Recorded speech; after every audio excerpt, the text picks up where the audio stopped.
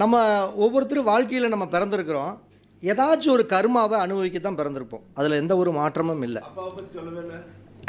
இல்லை, அப்பாவை பற்றி மகன் என்னத்தை சொல்லி சொல்கிறது? அதுக்கு திருக்குறள் எனக்கு தெரியல, என்ன சொல்லுவாங்க அதுக்கு? ஏதாவது திருக்குறள் தெரிஞ்சு சொல்லுங்கள். சரி, நம்ம கடைசியாக பேசிக்கலாம். இப்போ 12 ராசியில் தான் ஒவ்வொரு நட்சத்திரம் கர்ம நட்சத்திரம் இருக்கும். அதில் எந்த ஒரு மாற்றமும் இல்லை. அப்போ அந்த கர்ம நட்சத்திரம் எந்தெந்த நட்சத்திரம் 27 நட்சத்திரத்தில் கர்ம நட்சத்திரம், அந்த கர்ம நட்சத்திரத்தில் பிறத்துக்கிறவங்க கண்டிப்பாக சில சிரமங்களை அனுபவிப்பாங்க. அதாவது அவங்க வாழ்க்கையில் என்ன மாதிரி அந்த கர்ம நட்சத்திரத்துக்கு உண்டான கிரகம் அவங்களோட ராசியில் எந்த பாவத்தில் இருக்கிறதோ அந்த பாவகம் சார்ந்த முன்ஜென்ம கர்மாக்களை அவங்க நிச்சயமாக அனுபவிச்சிருப்பாங்க. அப்போ இப்போ மேச ராசின்னு எடுத்துக்கிட்டோம்னு வச்சுக்கோங்க. மேச ராசியில் இருக்கக்கூடிய 3 நட்சத்திரத்தில் அஸ்வினி நட்சத்திரம் அப்படிங்கிறது தான் கர்மாவுடைய நட்சத்திரம். நல்லா நீங்கள் புரிஞ்சுக்கணும். அதே மாதிரி ரிஷப ராசி இருக்குது அப்படின்னா ரிஷப ராசியில் இருக்கக்கூடிய மிருகசீரிட நட்சத்திரம் அப்படிங்கிறது கர்ம நட்சத்திரம். மிதுன ராசி இருக்குது அப்படின்னா அந்த மிதுன ராசியில் இருக்கக்கூடிய நட்சத்திரமான திருவாதிரை அப்படிங்கிறது கர்ம நட்சத்திரம். கடக ராசி அப்படின்னு இருந்தால் அந்த கடக ராசியில் இருக்கக்கூடிய ஆயில்ய நட்சத்திரம் கர்ம நட்சத்திரம். சிம்ம ராசியில் இருந்தால் அந்த சிம்ம ராசியில் இருக்கக்கூடிய பூர நட்சத்திரம் கர்ம நட்சத்திரம். சிம்மமுக்கு அடுத்தது கன்னி ராசி. கன்னியில் இருக்கக்கூடிய அஸ்த நட்சத்திரம் கர்ம நட்சத்திரம். துலா ராசி இருக்குதுன்னா அந்த துலா ராசியில் இருக்கக்கூடிய சித்திர நட்சத்திரம் கர்ம நட்சத்திரம். விருச்சிக ராசி இருக்குன்னா விருச்சிக ராசியில் இருக்கக்கூடிய அனுச நட்சத்திரம். அதே மாதிரி தனுசு ராசியில் இருக்கக்கூடிய 3 நட்சத்திரமே கர்ம நட்சத்திரம் தான். காலச்சக்கரத்தில் பாகிஸ்தானத்தில் இருக்கக்கூடிய 3 நட்சத்திரமான மூலம், பூராடம், உத்திராடம் இது எல்லாமே கர்ம நட்சத்திரம் தான். மகர ராசியில் இருக்கக்கூடிய அவிட்ட நட்சத்திரம் அப்படிங்கிறது கர்ம நட்சத்திரம். அதே மாதிரி கும்பராசியில் இருக்கக்கூடிய பூரட்டாதி நட்சத்திரம் கர்ம நட்சத்திரம். மீன ராசியில் இருக்கக்கூடிய நட்சத்திரம் உத்திரட்டாதியான அந்த நட்சத்திரம் கர்ம நட்சத்திரம். இதுதான் மொத்தத்தில் இந்த 14 நட்சத்திரம் தான், 14 நட்சத்திரம் தான். கிளம்புறியாம்மா?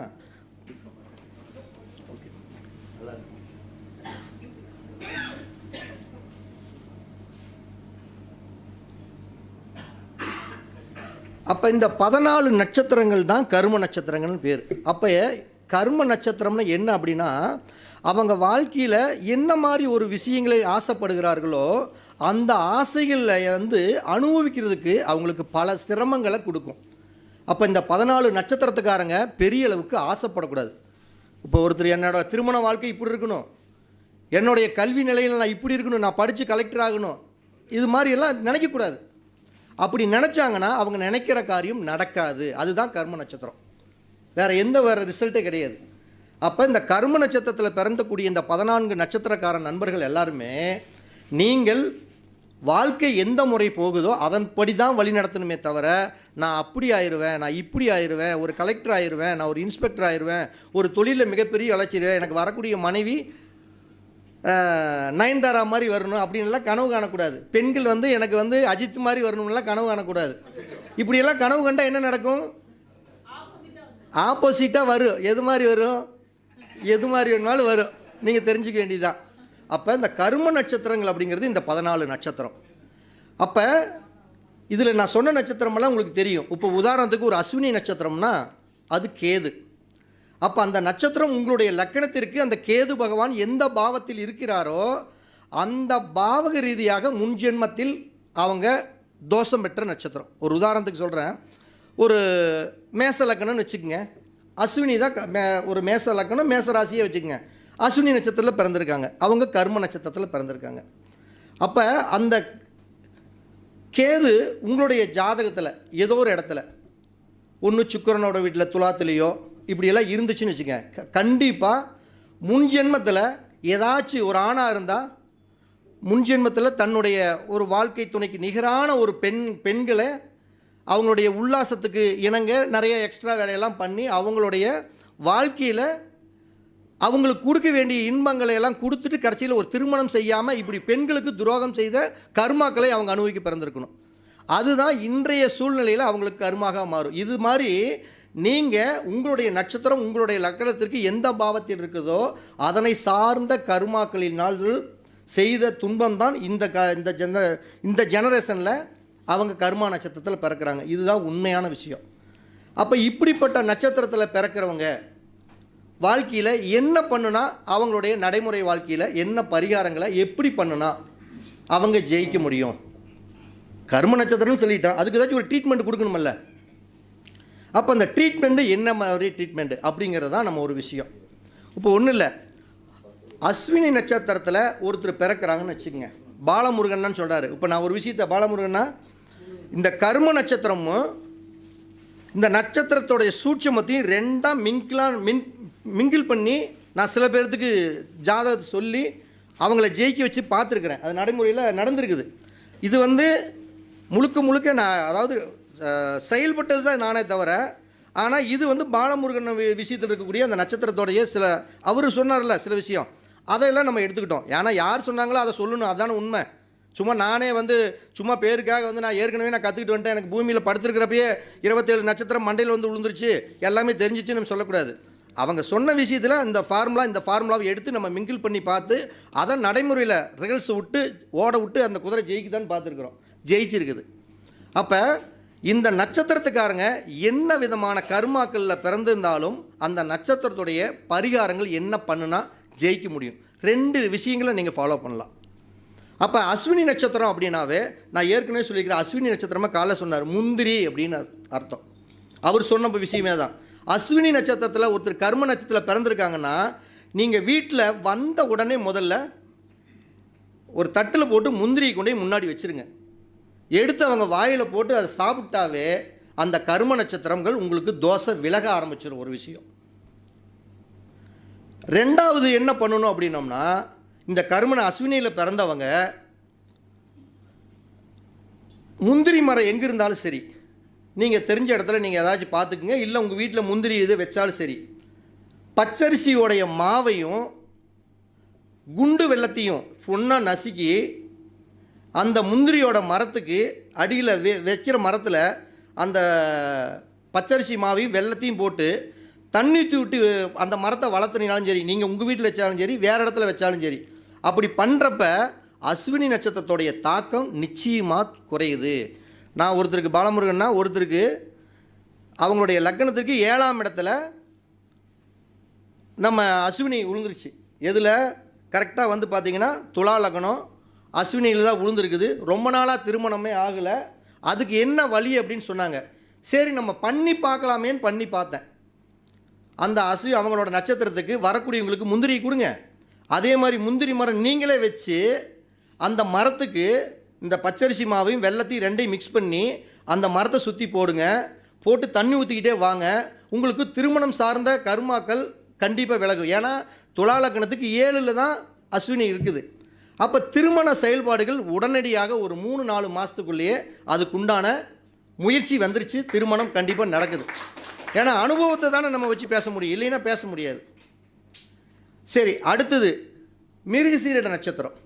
அப்போ மிருகசீரிட நட்சத்திரத்துக்கு என்ன விதமான பண்ணலாம் அப்படின்னா, மிருகசீரிட நட்சத்திரத்துக்காரங்க உங்களுக்கு உங்களுடைய கர்மா தீரணும் அப்படின்னா தென்னை மரத்தை தானம் கொடுங்க. நல்லா புரிஞ்சுங்க, தென்னை மரத்தை நீங்கள் தானம் கொடுங்க. அல்லது உங்கள் வீட்டில் தென்னை மரத்தை வச்சு வளர்த்தி அந்த தென்னை மரத்துடைய வேர்களுக்கு அரிசி மாவு வெல்லம் இதையெல்லாம் கலந்து மரத்துக்கு ஊற்றி தண்ணி ஊற்றி நீங்கள் வளர்த்துக்கிட்டே வந்து பாருங்கள். உங்களுக்கு நிச்சயம் அந்த மிருகசீரிடையோட நட்சத்திரத்துடைய கர்மா 100% விலகுது. அது எந்த பாவத்தில் இருக்கிறதோ அந்த பாவகம் சார்ந்த விஷயங்கள் உங்களுக்கு பாதிப்பை குறைக்கிறது. இது அனுபவத்தில் கண்ட உண்மை. இது எப்போ பண்ணணுங்கிறத நான் கடைசியாக சொல்கிறேன். அதை நல்லா நோட் பண்ணிட்டு வாங்க. ரொம்ப சூப்பரான வீடியோ. நான் இன்றைக்கி பேசக்கூடாதுங்கிற ஒரு ஐடியாவில் தான் இருந்தேன். ஏன்னா எல்லாம் பேசிட்டாங்க. நான் பேசுகிறதுக்கு இந்த தடவை போகிறதுக்கு என்னோடய வீடியோ இல்லைங்கிற ஒரே காரணத்துக்காக தான் பேசுகிறேன். வேறு எந்த காரணத்தினாலும் இப்போ நான் பேசலை. இப்போ மிருகசீரிட இருக்குது. மிதுனத்தில் இருக்கக்கூடிய நட்சத்திரம் என்ன நட்சத்திரம்? திருவாதிரை நட்சத்திரம். திருவாதிரை நட்சத்திரம் முதல்ல யார் வந்தாலும் சரி, திருவாதிரை நட்சத்திரத்துக்காரங்க வந்தோடனே வாழைப்பழத்தை கொடுத்துருங்க. நான் என்னடா வந்தோடனே வாழைப்பழத்தை கொடுக்குறானே அப்படின்னு நினைப்பாங்க. அப்படி கிடையாது. திருவாதிரை நட்சத்திரம்னாவே வாழைப்பழத்தை கொடுங்க. அதே மாதிரி எந்த ஒரு ஃபங்க்ஷன் நடந்தாலும் சரி, செவ்வாழை மரத்தோடைய கன்று சொந்த பந்தத்துக்கு கொடுப்பாங்க பார்த்தீங்களா? ஒன்றும் இல்லை, ஒரு திருவாதிரை நட்சத்திரத்துக்கார ஒரு விழா நடக்குது, ஒரு கல்யாணம் நடக்குது அப்படின்னா செவ்வாழை கண்ணை நீங்கள் தானமாக கொடுத்து பாருங்கள். மிகப்பெரிய ஒரு அபரீதமான வளர்ச்சி அடையும். சூப்பராக இருக்கும். இப்படி எனக்கு பெரிய அளவுக்கு எனக்கு ஃபங்க்ஷன் பண்ண முடியலைங்க, நான் என்ன பண்ண முடியும், சாதாரண ஆளாக இருக்கிறனே அப்படிங்கிறவங்க என்ன பண்ண முடியும், வீட்டில் செவ்வாழை மரம் வச்சு பச்சரிசி மாவையும் அந்த சர்க்கரை வெல்லத்தையும் ரெண்டையும் மிக்ஸ் பண்ணி அதனுடைய வேர்களில் போட்டு தண்ணி போகிற மாதிரி நீங்கள் அந்த செவ்வாழை மரத்தை வளர்த்தீங்கன்னா நிச்சயம் திருவாதிரை நட்சத்திரத்துடைய கர்ம பாதிப்புகள் 100% குறையுது. இப்போ கடகராசி, கடக நட்சத்திர ராசியில் என்ன நட்சத்திரம் சொல்லியிருக்கிறேன், ஆயில்ய நட்சத்திரம். ஆயில்ய நட்சத்திரம் அப்படின்னாவே 2 விஷயங்களை பண்ணலாம். ஆயில்ய நட்சத்திரம்னாவே முருங்கை மரம் தான். அப்போ வீட்டில் முருங்கை மரத்தை வளர்த்தலாம், இல்லை வர்றவங்களுக்கு முருங்கை சாம்பார் வச்சு ஊற்றலாம், இல்லை முருங்கை பொரியலை வச்சு வைக்கலாம். அதாவது நம்மளுடைய எஃபெக்டை எப்படியோ ஒன்று வெளியில் நம்ம எனர்ஜி வேஸ்ட் பண்ணணும். இல்லை முருங்கை மரம் வளர்த்துறப்ப இதே தான் ஃபார்மெட், அதே தான் பச்சரிசி மாவு வெல்லம் இது ரெண்டையும் மிக்ஸ் பண்ணி முருங்கை மரத்தில் போட்டு நீங்கள் அந்த தண்ணி ஊற்றி அந்த முருங்கை மரம் வளரும் பொழுது நிச்சயம் மிகப்பெரிய ஃபேவரட்டாக இருந்தது ஒரு இடத்துல. கடகராசிக்கு முருங்கை மரம் உள்ள ஒரே ஒரு கோயில் ஒரு பக்கம் கோயம்புத்தூரில் அண்ணன் காட்டினார். என்ன கோயில்னா விருதீஸ்வரர், வடவள்ளியா, வடமதுரை. அங்கே ஒரு கோயிலை காட்டினார். எல்லா மரம் பக்கத்தில் முருங்கை மரம் பூரா பட்டு போச்சு, எல்லா மரம் இருக்குது, ஆனால் அந்த மரத்தில் மட்டும் கொத்து கொத்தா காய்க்குது. அப்போ அந்த இடத்துல அந்த கடகராசியில் இருக்கக்கூடிய ஆயில்ய நட்சத்திரத்தோட எனர்ஜி அங்கே சூப்பராக இருக்குது. சரி, சிம்ம ராசி. சிம்ம ராசியில் இருக்கக்கூடிய நட்சத்திரம் என்ன நட்சத்திரம், பூர நட்சத்திரம். அப்போ இந்த இவங்க என்ன பண்ணலாம், அதிகப்படியாக எலுமிச்சை மரத்தை வீட்டில் வச்சு வளர்த்தலாம், இல்லை எலுமிச்சை மரத்தை மற்றவர்களுக்கு தானமாக எந்த ஒரு விழாக்களாக இருந்தாலும் சரி, நீங்கள் ஜெயிக்கணும்னா இந்த 2 விஷயத்தை மட்டும் பண்ணுங்கள். எலுமிச்சை மரத்தை தானம் பண்ணுங்கள், இல்லை எலுமிச்சை மரத்தை வீட்டில் வச்சு வளர்த்தி அதுக்கு கண்டிப்பாக அந்த சர்க்கரையும் வெல்லத்தையும் 2ஐயும் மிக்ஸ் பண்ணி அதனுடைய வேர்களுக்கு போடணும். அதுதான் ரொம்ப முக்கியம். நீங்கள் வேரை கரெக்டாக எடுத்து சும்மா தூவி விட்டுறக்கூடாது, அந்த வேரில் போட்டு தண்ணி ஊற்றி விடுறப்ப என்ன ஆகுன்னா உங்களுக்கு அதனுடைய பாதிப்புகள் குறையும். இப்போ கன்னிராசி சொல்கிறோம். இப்போ கன்னிராசியில் இருக்கக்கூடிய கர்ம நட்சத்திரம் அப்படிங்கிறது என்ன, அஸ்த நட்சத்திரம். அஸ்த நட்சத்திரத்துக்கு பாலமுருகன் காலையே சொன்னார், ஆரஞ்சு பழம் அப்படின்னாரு. பாரதி அவர்களே, நீங்கள் கன்னிராசி தான், அஸ்த நட்சத்திரம் தான், ஆரஞ்சு பழம் நல்லா நான் வச்சுக்கங்க. வீட்டுக்காரருக்கு ஆரஞ்சு பழம் ஜூஸ் டெய்லியும் போட்டு கொடுக்கலாம்.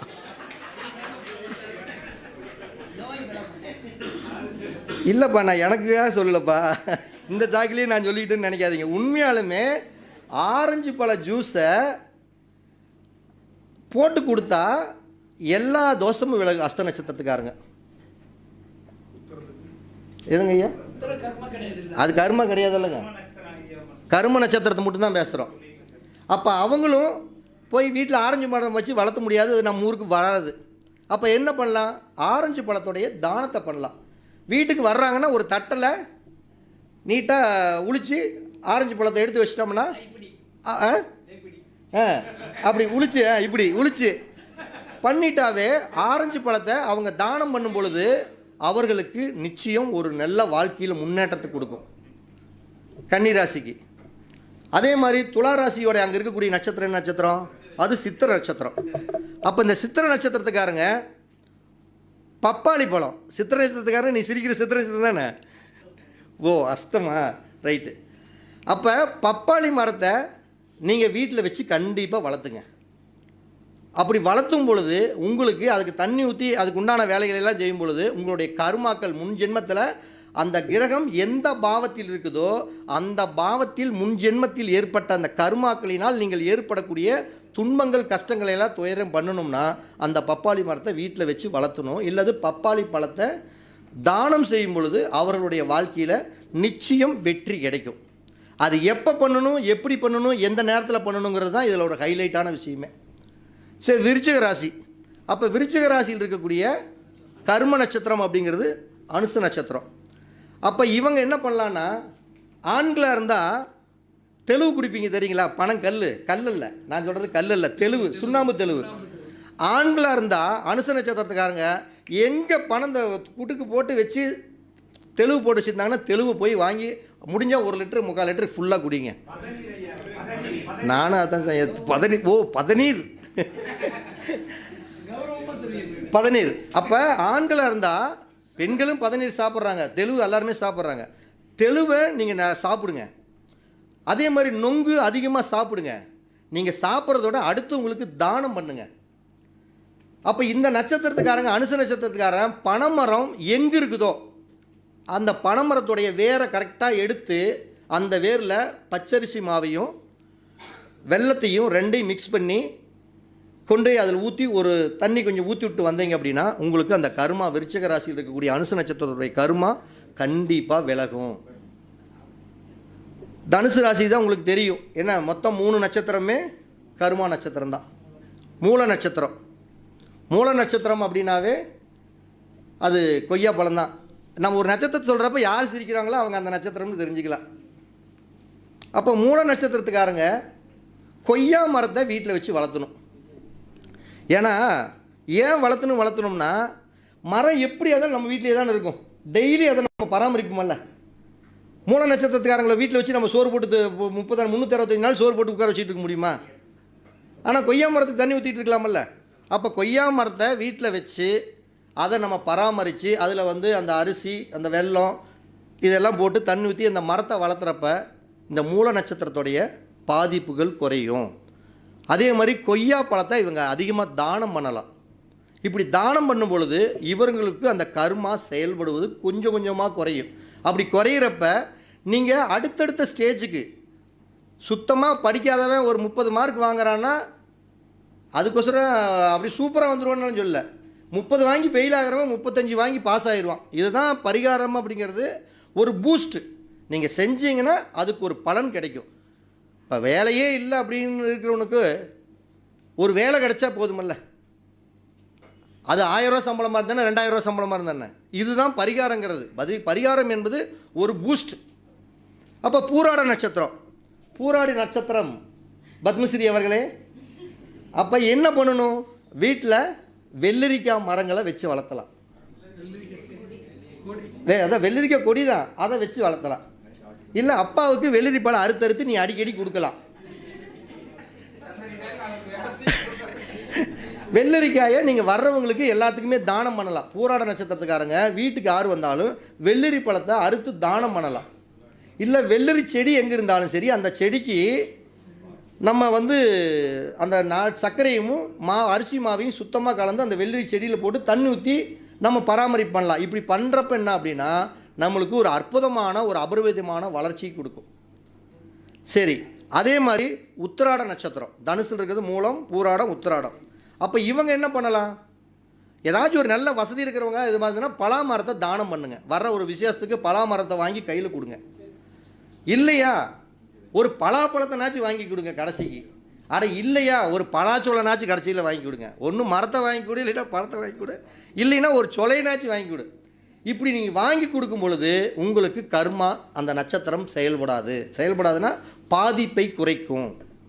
இல்லைன்னா பலாமரம் எங்கே இருக்குதோ அந்த பலாமரத்துடைய வேர்களுக்கு, ஏன் வேர்களுக்குன்னு சொல்லிட்டு இருக்கேன் தெரியுங்களா?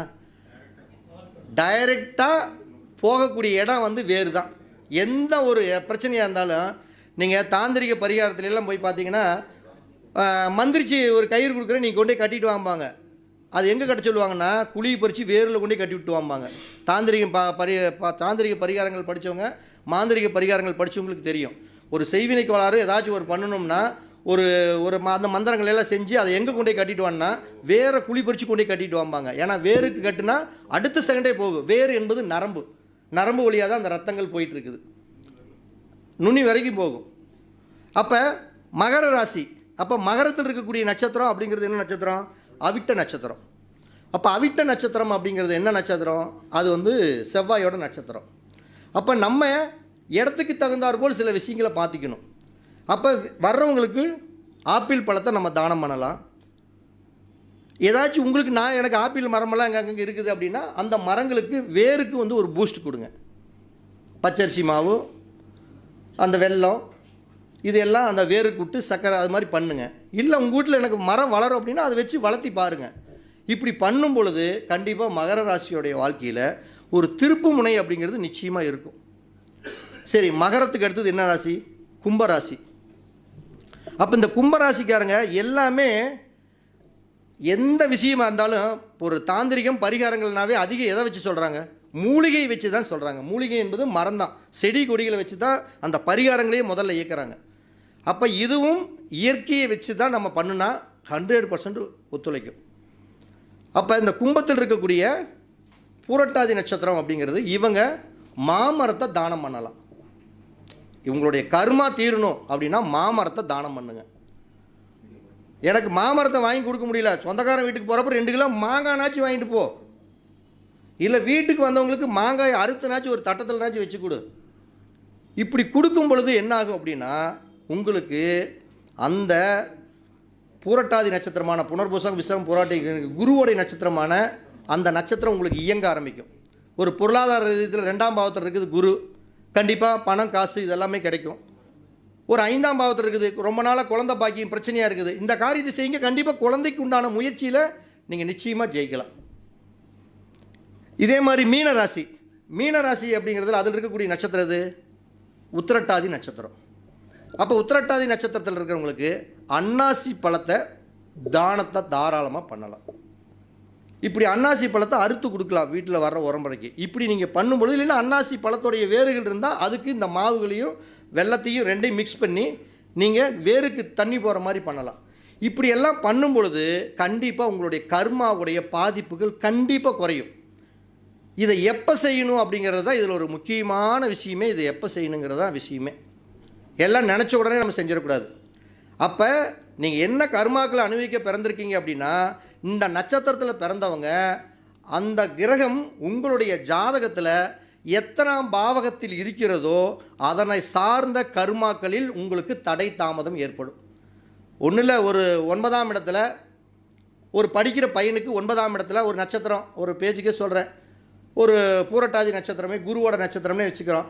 9ஆம் இடத்துல குரு இருக்குது, மேச லக்னம் 9ஆம் இடத்துல குரு இருக்குது, ஒரு பேச்சுக்கு தான் சொல்கிறேன், இல்லைன்னா உத்திரட்டாதி நட்சத்திரம் இருக்குது வச்சுக்கோங்க. அப்போ நம்மளுக்கு நல்லா இருக்கும், இந்த திசை வந்தால் சூப்பராக இருக்கும், நம்மளுக்கு கர்ம நட்சத்திரம் வேலை செய்யாதனால இல்லை, கண்டிப்பாக படிக்கிறக்கூடிய காலத்தில் அவனுடைய உயர்கல்வி கண்டிப்பாக தடைப்படும். உயர்கல்வியில் ஜெயிக்கவே முடியாது. நல்லா படிக்கிற மாதிரி இருப்பான், அந்த தசை புத்தி வர காலகட்டத்துக்குள்ளே ஃபெயில் ஆகிடுவான். நல்லா பேர் பாருங்கள், 10ஆவதுல செம மார்க் வாங்குவான், 12ஆவதுல ஃபெயில் ஆகி போயிடுவான். ஏன் அப்படின்னா அந்த கர்ம நட்சத்திரங்கள் அந்தந்த புத்தி காலகட்டங்களில் செயல்படும். இந்த நட்சத்திரங்கள்லாம் செயல்படும் பொழுது இதை எப்போ செய்யலாம், அதாவது இந்த மரங்களுக்கு அந்த வேர்களுக்கு தண்ணி ஊற்றும் பொழுது எப்போ செய்யலான்னா இந்த நான் சொல்லக்கூடிய இந்த மாதத்தில் இந்த 4 நாட்கள் மட்டும்தான் செஞ்சால் இந்த பரிகாரம் ஒர்க் அவுட் ஆகும். மற்ற நாளில் எப்போ செஞ்சாலும் ஒர்க் அவுட் ஆகவே ஆகாது. அப்போ வியாதிபாத நாம யோகம் அப்படின்னு ஒரு யோகம் இருக்குது. 27 நாம யோகத்தில் வியாதிபாத நாம யோகம். வியாதிபாதம்னா என்ன, வியாதி சொல்கிறாங்களே, வியாதிபாதம்னாவே ஒரு வியாதி சம்மந்தப்பட்ட ட்ரீட்மெண்ட்டு தான். வியாதிபாதம்னா ட்ரீட்மெண்ட்டு தான். அப்போ நம்மளுடைய ட்ரீட்மெண்ட் எங்கே ஆரம்பிக்கணும்னா வியாதிபாத நாம யோகம் வர்ற அன்னைக்கு நான் சொல்லக்கூடிய இந்த வேலைகளை செஞ்சீங்கன்னா உங்களுடைய கர்மாவுடைய பாதிப்புகள் குறையும். அதே மாதிரி வைருதி, இந்த நாமயோகம் வரக்கூடிய நாளில் செஞ்சீங்கன்னா 100% உங்களுக்கு இந்த கர்மாவுடைய பாதிப்புகள் குறையும். அதையும் தாண்டி அமாவாசை வரக்கூடிய நாளில் இதை செஞ்சாலும் இந்த கர்மாவுடைய பாதிப்புகள் தீரும். அதை தாண்டி நான் சாமிகிட்ட கூட கேட்டேன், திகதினா என்ன சாமி அப்படின்னு கேட்டேன். திகதினா தேதி அப்படின்னாரு. அப்போ தமிழ் தேதி, மாதத்தில் வரக்கூடிய தமிழ் தேதி முதல் நாள், இந்த நாளில் நான் சொல்லக்கூடிய இந்த அரிசி மாவையும் வெள்ளை சர்க்கரையும் 2ஐயும் மிக்ஸ் பண்ணி நீங்கள் நான் சொன்ன நட்சத்திரம் எந்தெந்த நட்சத்திரம் கர்ம நட்சத்திரம்னு சொன்னனோ அந்த மரங்களுக்கு ஒரு முறையாவது வேரில் போட்டு அந்த வேருக்கு தண்ணி ஊற்றி அந்த வேரை கொஞ்சம் பூஸ்ட் பண்ணி விட்டிங்கன்னா உங்களுடைய கர்மா நிச்சயம் 100% பலிதமாகும். அது எந்த பாவத்தில் இருக்கிறதோ அந்த பாவகம் சார்ந்த விஷயங்கள் இருக்கக்கூடிய பாதிப்புகள் குறையும். இப்போ நான் சொன்ன நட்சத்திரத்தில் யாருக்காச்சும் கர்மா நட்சத்திரம் யாருக்காச்சும் ஒருத்தருக்கு இருக்கா? ஐயா என்ன நட்சத்திரம் இருக்குங்க? ஒரே நிமிஷம் வாங்க ஐயா. இல்லை வாங்க, என்ன நட்சத்திரத்தில் இருக்குது உங்களுக்கு? ஒரு நிமிஷம் வந்தீங்கன்னா தான் நான் தெரிஞ்சுக்கலாம். இல்லை வாங்க, அனுச நட்சத்திரத்தில் இருக்குது. சரி, அனுச நட்சத்திரம். அப்போ அனுச நட்சத்திரம் கர்மா நட்சத்திரம். அப்போ உங்கள் லக்னம் என்ன லக்னங்க ஐயா? கும்பலக்கணம். கும்பலக்கணத்துக்கு எத்தனாம் இடங்க? 10ஆம் இடம். 10ஆம் இடத்துல கர்ம நட்சத்திரம் விழுந்துருக்குது. அப்போ இவர் என்ன 10ஆம் இடத்துல கர்ம நட்சத்திரம் விழுந்திருக்குது அப்படின்னா, இவர் என்ன விதமான ஒரு தொழில்கள் செஞ்சாலும் அந்த தொழிலில் இவர் சூப்பராக நீ செய்யட்டுங்க, நல்லா இவர் அந்த தொழிலை ஃபஸ்ட் கிளாஸாக செய்யட்டும். அந்த ஓனரோ இல்லை அந்த நிர்வாகத்தில் இருக்காருன்னா இவர் சூப்பராக செஞ்சார்னு சொல்லவே மாட்டாங்க. தொழிலில் ஒரு மனநிறைவு நிச்சயம் 100% இவருக்கு தெளிவாக ஒரு சூப்பர்னு சொல்லவே மாட்டாங்க. சொல்லுவாங்களா? எப்படி இருக்குதுங்க ஐயா உங்களுக்கு? வேலை வாங்குவாங்கன்னு சொல்ல மாட்டாங்க, கண்டிப்பாக சொல்ல மாட்டாங்க. ஆனால் கடுமையாக உழைப்பாங்க. ஏன்னா அந்த 10ஆம் பாவம் சம்பந்தப்பட்ட கர்மாக்களில் இவருக்கு ஒரு பெரிய ஒரு மனநிறைவு இருக்காது. இவர் செஞ்ச வேலைக்கு தகுந்த மாதிரி அடுத்த பொசிஷனுக்கு நெவரலாம்னா அப்படின்னா நெகர முடியாது. அது ஏதாச்சும் அதில் வந்து பொண்ணில் ஒரு ப்ரொமோஷனுக்காக எதிர்பார்த்துட்டு இருக்காருன்னு வச்சுக்கோங்க, ப்ரொமோஷன் கிடைக்கிற மாதிரி இருக்கும், இவர் செய்கிற வேலையிலேயே அடுத்த ஸ்டேஜுக்கு போகிற மாதிரி இருந்ததுனாலும், ஆனால் அந்த ஸ்டேஜுக்கு போக முடியாது, அது ஏதாச்சும் போகிற மாதிரி போயிட்டு தட்டி தட்டி விட்டுக்கிட்டே போகும். இது நடந்துருக்குதுங்களா? நடக்குதா? ஒரே விஷயம், நீங்கள் நான் சொன்ன அந்த கர்மாவுக்கு உண்டான வேலைகளை பண்ணி பாருங்கள். பண்ணி பார்த்துட்டு சக்ஸஸ் ஆச்சுன்னா நீங்கள் வந்து இங்கே சொல்லிட்டு போங்க. சக்ஸஸ் ஆகலைன்னு நீங்கள் சொன்னது பொய்ன்னு சொல்லிட்டு போயிடுவோம். நான் ரெண்டாவது எதாக இருந்தாலும் நான் ஏற்றுக்கிறேன். ஓகேங்களா? சரி, நம்ம இவ்வளோ நேரம் கடைசி ஒரு முடிவில் கூட ஒரு 10 நிமிஷம் இருந்து இவ்வளோ நேரம் பொறுமையாக கேட்ட அனைத்து நம்ம ஜோதிட மாணவர்களுக்கும் அனைவருக்கும் நம்ம சரவணபவ ஜோதிட அறிவாலயத்தின் சார்பாக மனமார்ந்த நன்றிகளையும் நம்ம வாழ்த்துக்களையும் தெரிவிப்போம். ஏன்னா இன்றைக்கி இவ்வளோ நேரம் காலையிலிருந்து நமக்காக நம்மளுடைய மருதமலை குருஜி ஐயா அவர்கள் மற்றும் நம்ம பாலமுருகண்ணன், திருப்பூர் மீனாட்சி அவர்கள் மற்றும் பாலாஜிகாசன் மற்றும் தென்னரசு அவர்கள், அடுத்தது நம்மளுடைய மாணவர்கள் அனைவரும் வந்து இவ்வளோ நேரம் பொறுமை காத்து இவ்வளோ நேரம் வந்து சிறப்பாக ஒத்துழைப்பு கொடுத்து இருந்த அனைவருக்குமே நம்முடைய சரவணபவ ஜோதிட அறிவாலயத்தின் சார்பாகவும் எங்களுடைய நிர்வாகிகள் சார்பாகவும் மாணவர் சார்பாகவும் அனைவருக்கும் நன்றிகள் இந்த வணக்கத்தையும் வாழ்த்தையும் தெரிவித்துக்கொண்டு மீண்டும் அடுத்த ஒரு அழகான ஆங்கில மாதத்தில் முதல் ஞாயிற்றுக்கிழமை என்று மீண்டும் ஒரு நிறைய ஜோதிட வல்லுநர்களோடு நம்ம கண்டிப்பாக மீண்டும் சந்திப்போம். தர்மத்தின் வழி செல்ல செல்ல கர்மத்தின் வழி நிச்சயம் ஒரு நாள் குறையும் அப்படிங்கக்கூடிய அற்புதமான தகவலோடு மீண்டும் அடுத்த தருணத்தில் சந்திப்போம். அனைவருக்கும் வணக்கம், அனைவருக்கும் வாழ்த்துக்கள். உங்களிடமிருந்து அன்புடன் விடைபெறுவது